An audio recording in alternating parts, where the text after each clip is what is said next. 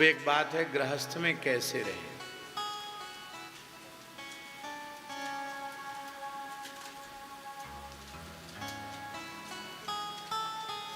इसके संबंध में दो बात बता देते हैं। प्रचेता भागवत में जिनका चरित्र आता है,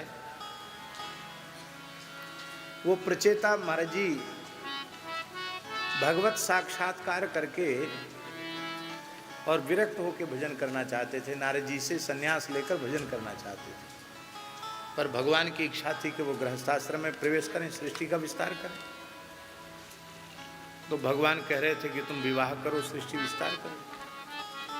तो बड़े संकट में पड़ गए कि भगवान की बात न माने, ये भी ठीक नहीं है, और मानने में समस्या ये है कि हमको पात्रता नहीं है।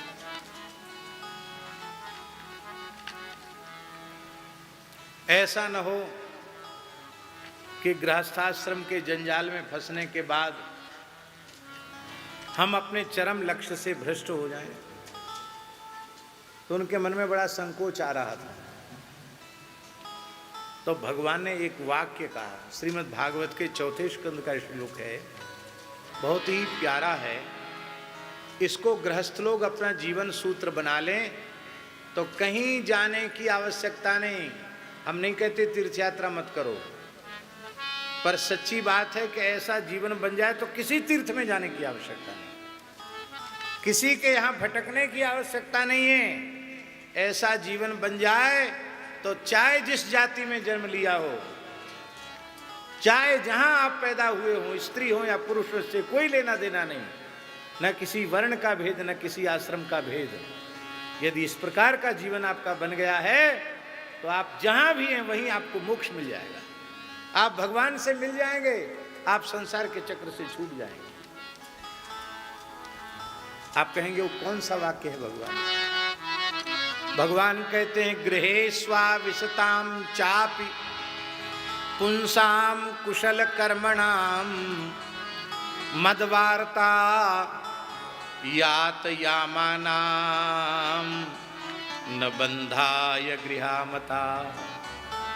भगवान कहते हैं कि जिन लोगों ने विधि पूर्वक गृहस्थाश्रम में प्रवेश किया है और गृहस्थोचित कर्तव्य कर्म का निर्वाह भी कर रहे हैं, माता पिता भाई बंधु नाते रिश्तेदार पत्नी पुत्र, जिसके प्रति उनका जो कर्तव्य है, सारे कर्तव्यों का पालन कर रहे हैं।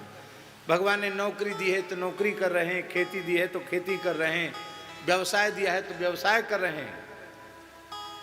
माने प्रवृत्ति के धर्म से परांगमुख नहीं है, निष्ठापूर्वक उसका निर्वहन करें, क्रियाशील है, निष्क्रिय नहीं है। बस इतना निश्चय कर रखा है कि हम अपने व्यस्त जीवन में से थोड़ा सा समय भगवान और भगवान के प्राण प्यारे भक्तों के चरित्रों के श्रवण में व्यतीत करेंगे और थोड़ी देर कीर्तन करेंगे। बस इतना निश्चय कर लिया कि हम थोड़ी देर कीर्तन करेंगे, आधा घंटे कीर्तन करेंगे, आधा घंटे सत्संग करेंगे, सुनेंगे, गीता भागवत रामायण भक्तमाल विनय पत्रिका सुनेंगे और कीर्तन करेंगे, तो कहीं जाने की जरूरत नहीं है, घर में रह के कल्याण हो जाएगा।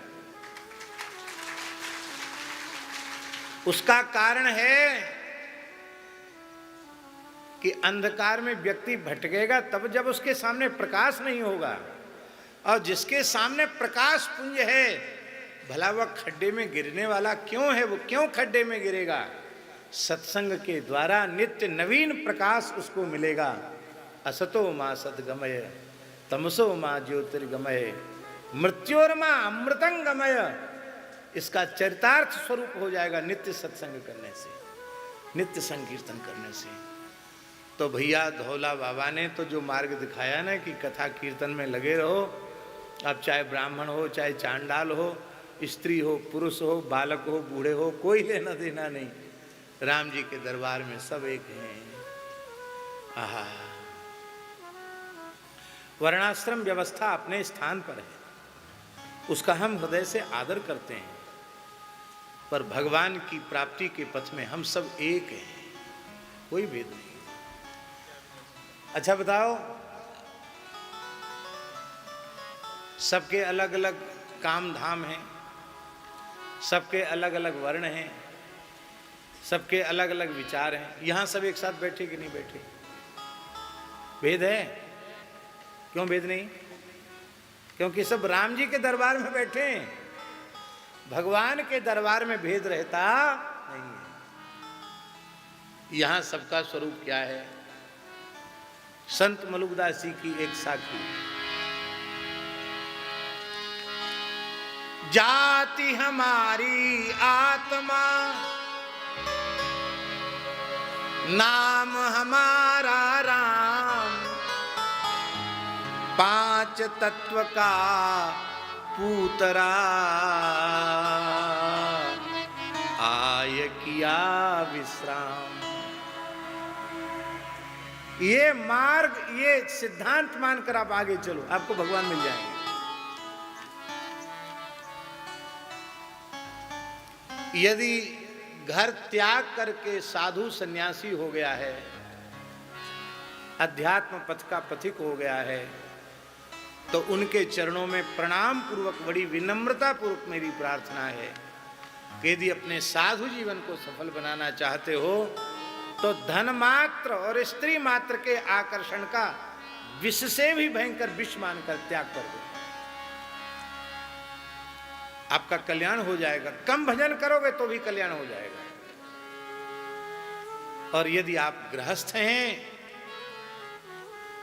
तो जीवन पर्यंत परस्त्री के प्रति आकर्षण और पराये धन के प्रति आकर्षण को विष से भी भयंकर विष मानकर त्याग कर दो, आप गृहस्थ में रहते हुए आपका कल्याण हो जाएगा।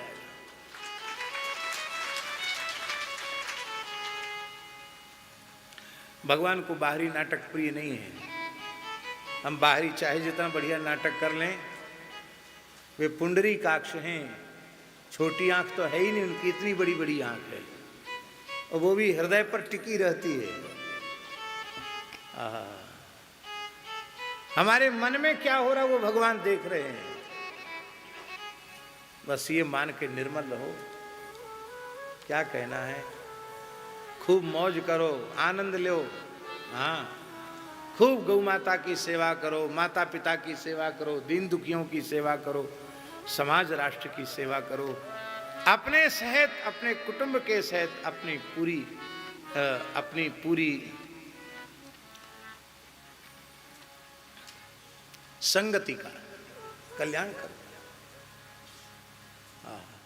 आई मेरे श्याम लगो